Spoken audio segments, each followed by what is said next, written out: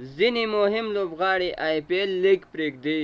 سلام او مینه دوستانو، که چیرته ستاسو دغه ویډیو خوښه شوې وي له نورو دوستانو سره یې شریکه کړئ، او که چیرته زموږ پښتو کرکټ انفو چینل سره نوي یوځای شوي یاست دغه چینل در سره سبسکرایب کړئ او په خوا کې ورسره د بیل نشان ووهئ ترڅو زموږ د راتلونکو ویډیوګانو په باره کې خبر درکړل شي. موږ هره ورځ تاسو ته د کرکټ نوي او تازه معلومات درکوو. د هندوستان پریمیر لیګ په خورا مهم پړاو کې قرار لري. هره لوبډله کوښښ کوي چې ځان په 4 غوره لوبډلو کې ځای کړي او تر پایلوبې ځان ورسوي. چنای سوپر کینګ او ډیلی کیپیټل ځان یقیني کړی دی. چنای سوپر کینګ تر دې دمه 8 لوبې ګټلې او ډیلی کیپیټل بیا 7 لوبې ګټلې چې په اول او دویم مقام کې قرار لري. ممبئی انډینز، سنرایزر حیدرآباد، کنگز 11 پنجاب او کلکته نایټ رایډر 4 واړه لوبډلې هڅه کوي تر څو خپلې راتلونکي ټولې لوبې وګټي. ټولې لوبډلې کوښښ کوي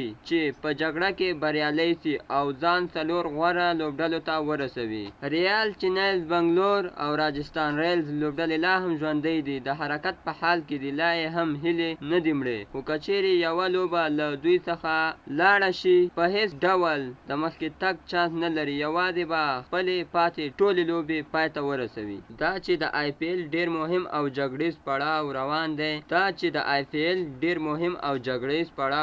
دی او راتلونکي او ورځنی نړیوال جام ته لا هم ډیر وخت پاتې دی، نو ټول لوبېدونکي هیوادونه غواړي چې لوبغاړي یې ګډ تمرینات وکړي او ځانونه نړیوال جام ته آماده کړي. هغه لوبغاړي چې د نړیوال جام په سکواډونو کې اعلان شوي دي خپل هیوادونو ته ځي او هلته د ملي لوبډلې سره یوځای کیږي. ځینې لوبغاړي په دې لیګ کې د لوبډلو د ملا تیر بلل کیږي چې په تلو سره به یې لوبډلې د ډیرو ستونزو سره مخ شي. هغه لوبغاړي چې آی پی ایل لیګ پرېږدي عبارت دي له چنای سوپر کینګ څخه عمران طاهر او فاف ډوپلیسس، له ډیلی کیپیټل څخه کابیسو رباډا، ممبئی انډینز څخه کوینټن ډیکاک، له سنرایزر حیدرآباد څخه جونی بیسټو، شکیب الحسن، ډیوډ وارنر، کنگز 11 پنجاب څخه ډیوډ میلر، کریس گیل، کلکته نایټ رایډرز څخه جوی ډینلی، انډری راسل، کارلوس براټویت، ریال چینایز بنګلور څخه موین علي،